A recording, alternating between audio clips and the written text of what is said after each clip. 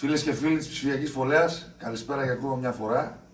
Εδώ από την όμορφη παρέα μας, σήμερα, που ο φίλος μου Σταύρος Εμπεσλίδης μου έκανε μια έκπληξη, με έφερε τα παιδάκια του, τα όμορφα, που είναι πολύ καλή μουσική.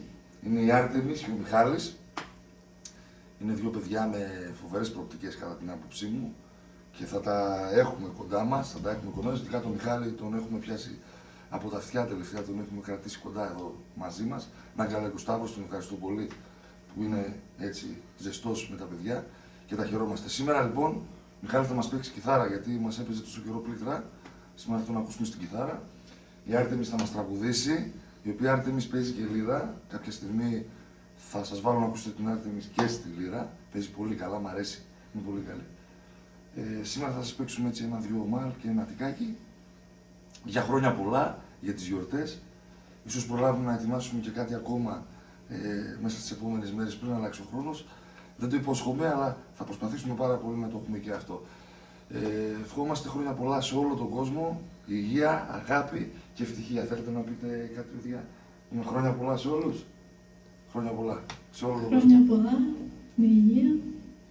Με υγεία. Την Άρτεμις δεν την έχουμε κιόλας εδώ κοντά μας, είναι στην Αθήνα, αλλά παρόλα αυτά όποτε μπορούμε θα είναι εδώ και θα μας συντροφεύει. Λοιπόν, είμαστε έτοιμοι? Πάμε! Thank you.